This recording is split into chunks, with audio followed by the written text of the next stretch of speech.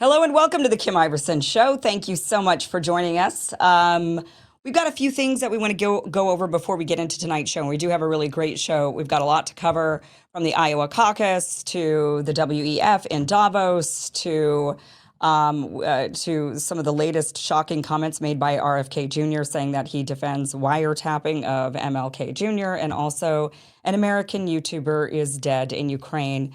We're going to be talking about that as well tonight. But before we get into everything we've got, and we do have some even more things than that to talk about if we have time. Before we get into any of that, I do want to announce that this show is moving times. We have decided to move the show time from where it is right now, 6 p.m. Pacific, 9 p.m. Eastern, to way earlier in the day. So it's instead going to be at 11 a.m. Pacific, 2 p.m. Eastern. So that's quite a shift. Believe me, it's going to be quite a shift having to wake up really early in the morning and get the show prepared. But we do think it will be better with the election season. What we ran into last night, for example, was that the Iowa caucus happened while the show was on. And people, especially as this year goes on, and we've got a lot of debates and we have other primaries and we've got a lot of stuff going on with the election. We just don't really want to interfere with that. And so we've decided to move the show way up earlier in the day. There's also kind of a hole there. There's not very many shows that are broadcasting at that time of day. And so if you want to get your news earlier in the day, you want to get some of the latest happenings earlier in the day, then we're going to be doing that. If you still like it at this time of day, if you're accustomed to this, if you're a creature of habit, that's totally fine. The show will still be here. You can still tune in at this time. It just won't be live. It'll be live earlier in the day, and then you'll get it. Then you can watch it really at your leisure. So it might be even a little bit better. So we are moving the showtime. That will start next Monday. So coming up here. So this will be the last week at 6 p.m. Pacific, 9 p.m. Eastern. We are going to move to 11 a.m. Pacific, 2 p.m. Eastern, starting on Monday.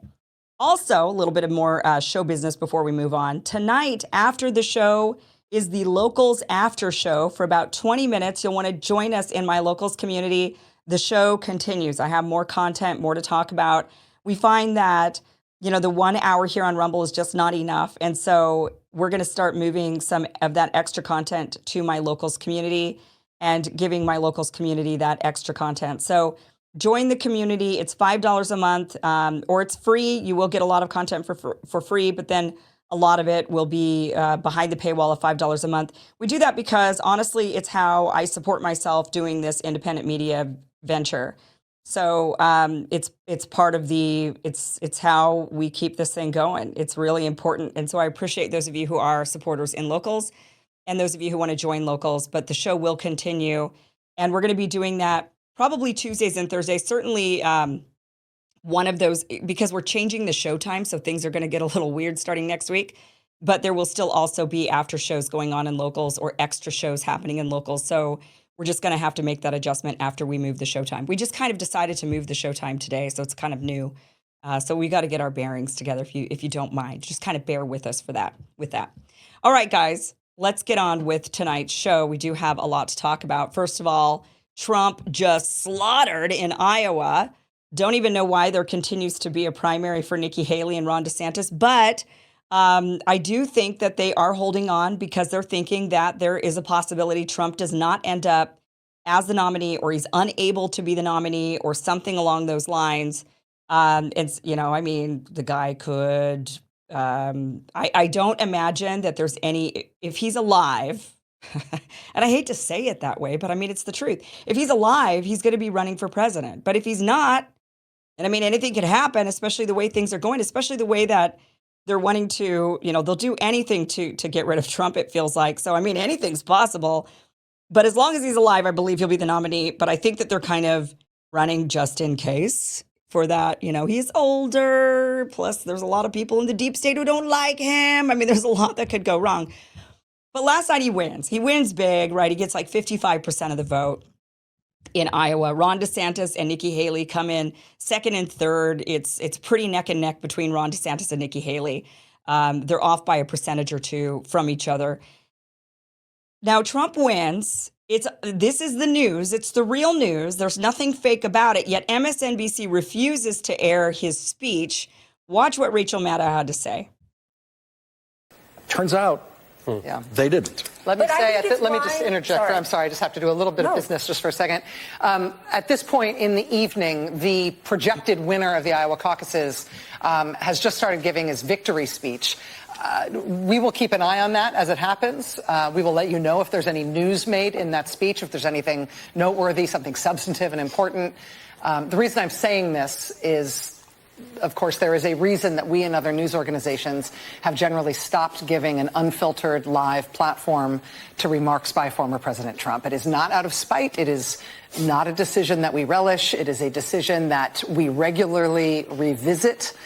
And honestly, earnestly, it is not an easy decision, but there is a cost to us as a news organization of knowingly broadcasting untrue things.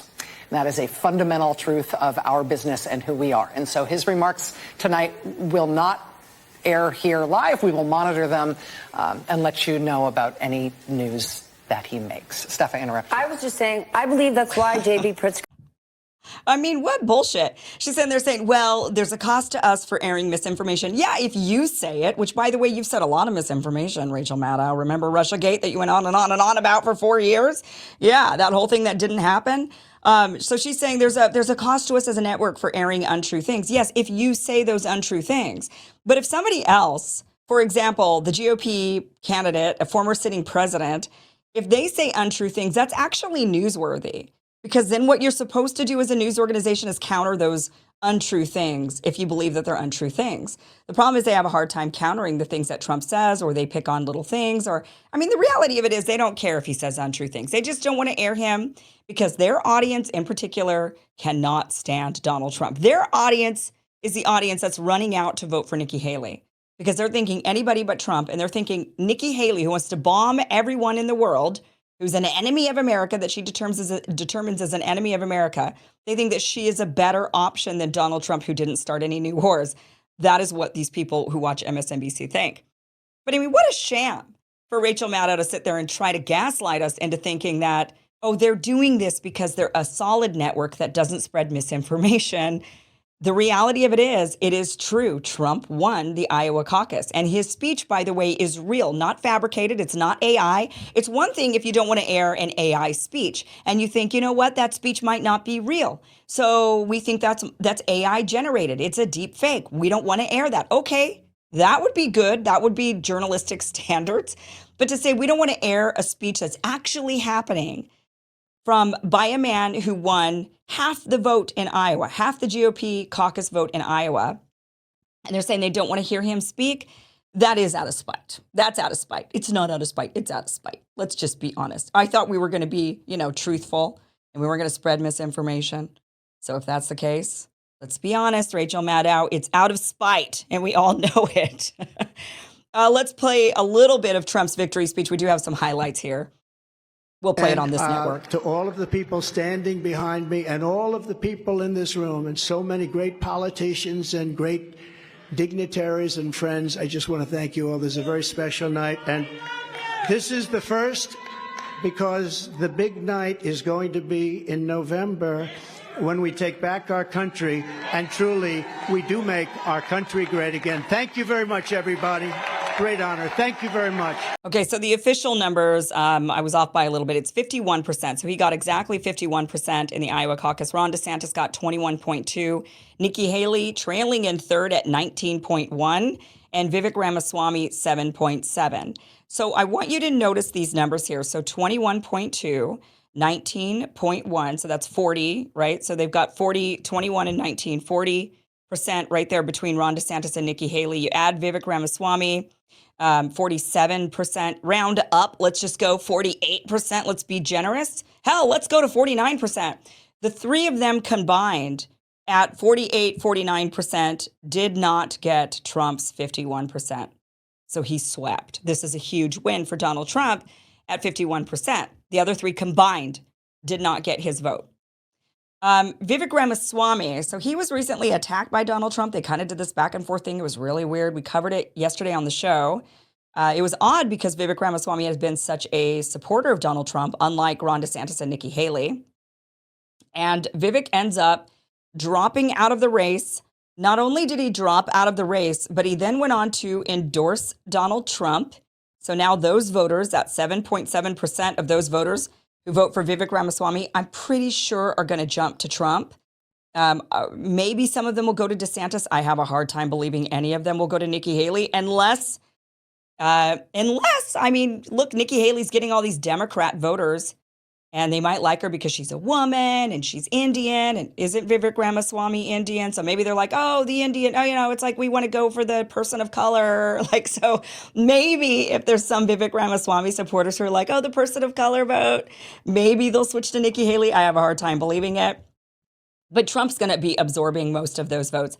So Vivek drops out. He endorses Trump. Watch a bit of his speech.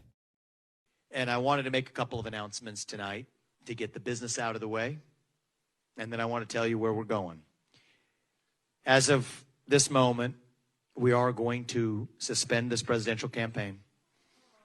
And this is going to have to be, there is no path for me to be the next president absent things that we don't want to see happen in this country. And I think that I am very worried for our country. I think we are skating on thin ice as a nation. And I'm also making the decision that this has to be an America First candidate in that White House. As I've said since the beginning, there are two America First candidates in this race. And earlier tonight, I called Donald Trump to tell him that I congratulated him on his victory. And now going forward, he will have my full endorsement for the presidency. And I think we're going to do the right thing for this country. Okay, so there he goes. He has endorsed Donald Trump. But not only that, he's actually joining him tonight, right now in New Hampshire. So Donald Trump left Iowa. He ended up having to fly to New York because he had to appear in court in Manhattan this morning. And then he flew off to to New Hampshire. And Vivek Ramaswamy is now at the rally standing next to Donald Trump. So what a turn of events from Donald Trump attacking Vivek Ramaswamy on Truth Social twice. Vivek handling it completely with grace. And then Vivek, again, handling the Iowa caucus with grace, ends up dropping out of the race, endorses Trump, and stands right next to the man who was just attacking him like 24 hours ago. So very interesting turn of events. Vivek, I've said it from the beginning, is not running for president. He wasn't running for president. He's running for a position in Trump's administration, in his cabinet. I think he's earned it, quite frankly, certainly more so than the others. So, give it to Vivek. Look, he's a young guy. He's like 38 years old. He's got a long, hopefully, life in front of him. He did really, really well for an underdog with no experience at 7.7% to pull that kind of percentage in a caucus as a no-name that nobody's ever met, who's young. That's actually really good. So, who knows what'll happen with Vivek, especially if he gets into Trump's administration.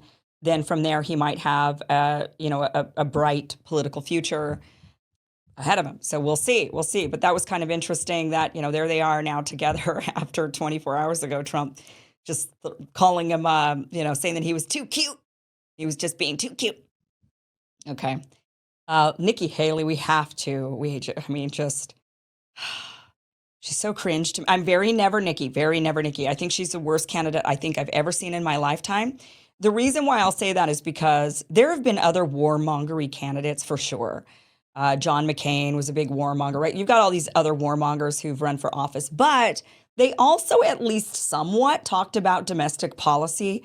We don't hear Nikki Haley ever talking about domestic policy.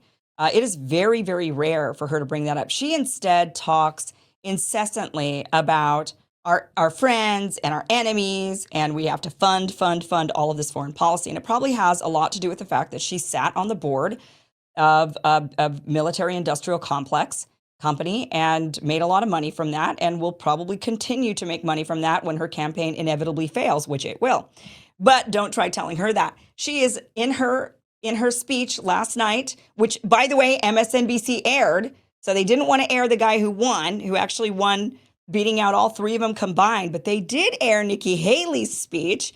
And this is the delusion that she says about now this is down to a two-person race. Who is she? She got third. Watch this. When you look at how we're doing in New Hampshire, in South Carolina, and beyond,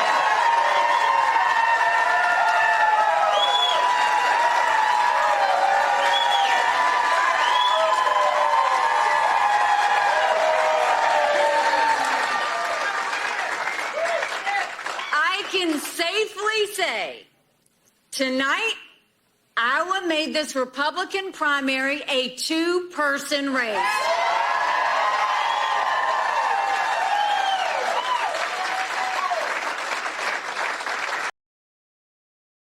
I mean, what is she talking about? This is a two-person race. She took third. Donald Trump won. Clearly, what she's talking about is her and Ron DeSantis. I think it's really evident she means her and Ron DeSantis being neck and neck at 21%, and her at, what was her percentage here? She was at 19.1. So he was 21.2. She was 19.1. So she's looking at that and she's like, we are neck and neck. And Vivek Ramaswamy's out. So this is a two-person race, completely ignoring Donald Trump. Now, this is frightening. Let me tell you why this is frightening. Because remember what I just said right before we went to that video? She was in the military-industrial complex. So this is a person who is embedded in the MIC. She's in with, you could say deep state actors. She probably has a lot of information. And she's thinking in her mind, Donald Trump is not actually a candidate in this race. Why would she think that? That's kind of frightening. What does she know that we don't? What does she think the end game is for Donald Trump? Does she know? Does she have an idea? Is she thinking that, oh, he's not going to make it to the election because they're going to make sure of that? Whoever they are, they're going to make sure that Donald Trump doesn't ever go near the White House again. I wouldn't be surprised. I know I sound like a giant conspiracy theorist right now until this actually happens. We are still 11 months away from the election, and anything could happen. And I don't think that they will allow. I mean, it's hard to imagine that they will allow Donald Trump back into the White House. It is really hard to imagine that. After impeaching him twice, everything they've tried to do, throwing every single lawsuit after him, saying that he is responsible for an insurrection, trying to remove him from the ballot, I just don't think they'll stop at anything. And I really mean anything. I think that he could get Kennedied. So maybe Nikki Haley knows, and she's counting on it. So she's sitting there smiling, saying, this is a two-person race. Ah! Oh, boy. Oh, man. The clown world we are living in. If something were to happen to Donald Trump, though, I wouldn't put it past America to, that would be the spark of something massive. I don't think the American people will sit back and deal with the deep state offing any more political leaders like they did in the 60s. I just don't know if we're going to. We're going to talk about that a little bit later, actually, speaking of political leaders. We are going to be talking about MLK and even Robert F. Kennedy Jr. later on in the show. But I don't know if Americans will, who knows? Then again, all this information came out about the Kennedy, was it the Kennedy assassination? All this stuff has come out. And, they haven't released like 3,000 pages, the last 3,000 pages, but a lot of it points to CIA involvement. And yet Americans, it didn't even make headline news that the CIA was involved potentially or strongly implicated in being involved in the latest document dump with the offing of a sitting president. That should have been headline news. That should have been the front page that should have caused the American people to revolt against the CIA and demand it to be shut down. That's not what happened. So they're looking at that and they're thinking, you know what? People will just move on. They won't care. They'll move on. That's where we're at. That's the state of America, ladies and gentlemen.